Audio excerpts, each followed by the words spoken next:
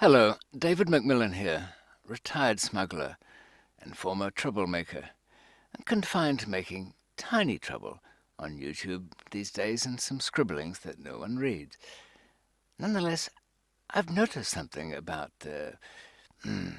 this ghost trail of lockdown, this semi-lockdown. We're all starting to live like prison inmates, and I should know what one looks like. People most often ask me about high security, the grisly stories, the twisted, brutal sex. What? Oh, I forgot that one. Anyway, but really, most of the time, these places were like just any other kind of closed social environment. I suppose an oil rig out somewhere, one of those rigs at sea, or not quite like a submarine, but nonetheless, a normal, if slightly warped social world. And I'll give you an example. Towards the middle of a rather unreasonably long drug sentence I got in Australia for conspiracy, catch-all charge. Anyway, I found myself at a place called Ararat prison. It was, I suppose it held about 700 people, mixed bag, medium security. They had some of us were actually working outside of the prison. And inside the prison, the rooms kind of faced directly onto an open courtyard. And I wouldn't say they were light and airy, but they weren't too bad. They had front windows. They'd be locked at night, of course. But generally, you could sort them out as you saw fit. By which I mean you could use the carpentry shop to do a bit of furniture building and loot whatever else you could to do some decorating. So some people didn't live too badly. But if you shared one of the cells, you'd have to make sure you shared them with people you quite liked. Or didn't like too much. That's the point. Could you live with your best friend? I mean, your drinking buddy, that person you run around town and be a bit of a mischief maker with. Could you live with that person 24/7? No, probably not. So here's what I found myself doing. I knew in this prison in countryside Victoria that I'd be there at least 18 months, perhaps 2 years. So I wanted to make my life as comfortable as possible. Of course, that means having your own room, but I couldn't organize that immediately, so I had to share a room with 3 others.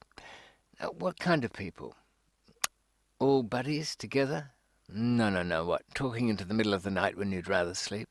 Besides, I had a daytime job. I was the head cook of the prison kitchens there, which had its benefits, obvious. But nonetheless, I wanted a fairly peaceful night. So I did have 2 friends and myself. They're both Lebanese, actually. I learned to swear in Lebanese, which I won't start doing. But nonetheless, there was a kind of fourth man. Yeah, we had a bed to fill, but we didn't want anybody who had any personality. We didn't want to see him. So when that place would be empty, this is what you'd find. I would have to find somebody who could go into the fourth bunk bed. There were 2 bunk beds. But somebody who was almost not there. So I'd go to the new arrivals to size them up. Now, I wasn't alone lined up there at the front watching the bus carry the people from the city into the countryside to settle into their bit of prison. There were some right scoundrels there too.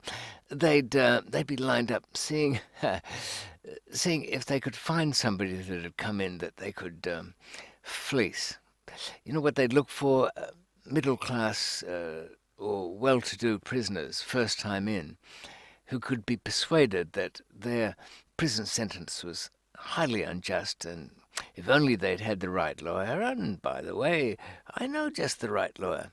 You see where I'm getting? They would get these newly desperate people coming out to this isolated prison, wondering how they'd survive the, 18 months or something that they might have for some fraud charge, wondering how their family would be, whether the things with the wife would be okay. whether that little family were told together, only to be pounced upon by some kind of ruthless guys that would bring them into their cell, or their little rooms, we didn't call them cells, and spend nights with them. I'm getting sidetracked here, but just to give you an idea, they'd spend a few nights with them who were talking about home, how much they missed family life. Yeah, the other guys in the room would do this to the newcomer, so that his thoughts would turn to home and what he was missing. That was the preparation, that was the conditioning. Then they would go on to talk about their own cases. Now, the stories they'd be telling in the semi-darkness as the TV flickered in the background would not be stories of great crimes, but of chances, if only they had this great new lawyer. Yes, and what about the newcomer? They'd listen to his case and tell him it was all nonsense. He had the bad judge, he had a terrible lawyer. He should appeal, and appeal to the max. No, it won't come cheap, they'd explain, but they'd had just the right man for that.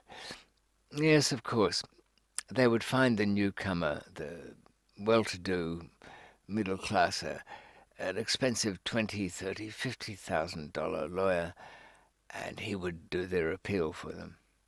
And where did that money go? Well, it was pretty much split down the middle.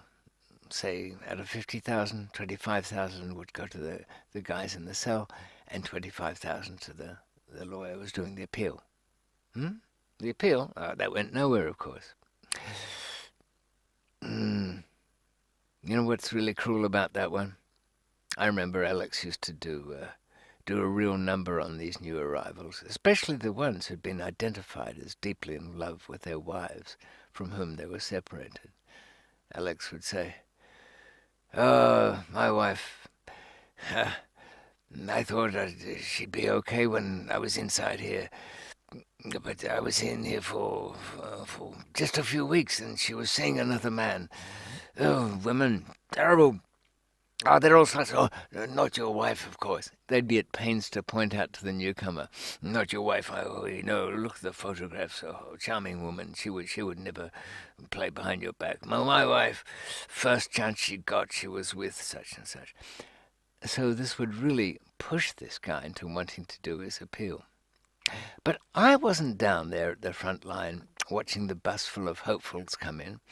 I didn't want anybody else to come into my world that might have problems and cry about their home life. No, especially not some white-collar criminal.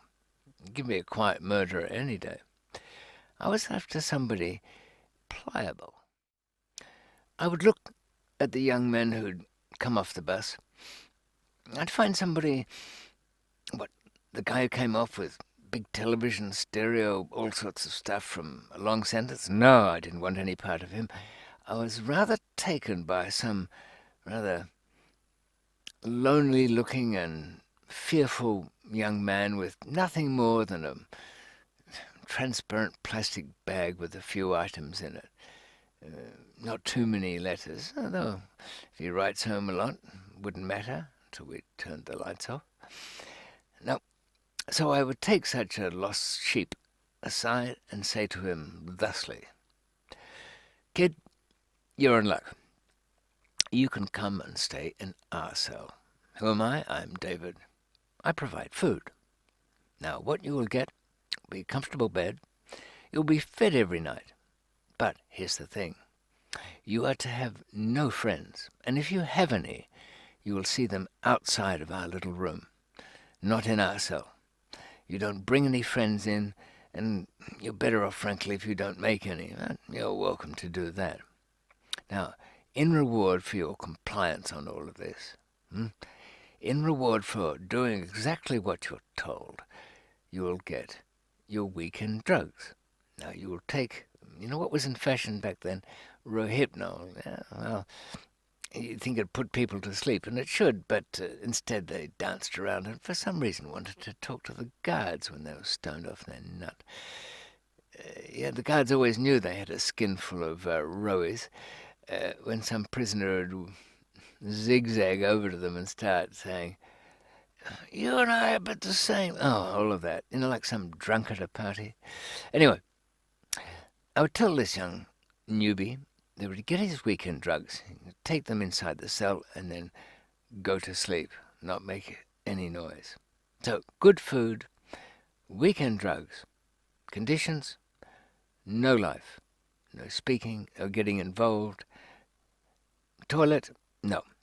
You could pee in our toilet, but you couldn't use it for number twos. I sound like that Thailand prison guard I railed against.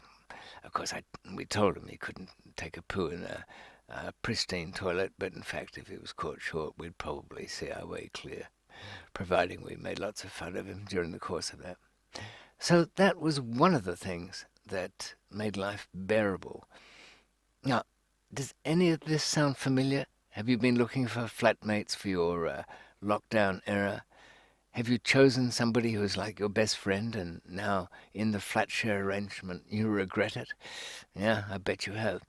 Or have you chosen somebody who's got an interesting life? Or somebody who's got lots of stuff because their stuff might be welcome? You could use that extra cooking equipment. Cooking equipment, didn't you see what they would do to the kitchen? No, you should have been like me, looking at those new prisoners coming off the prison van at Ararat.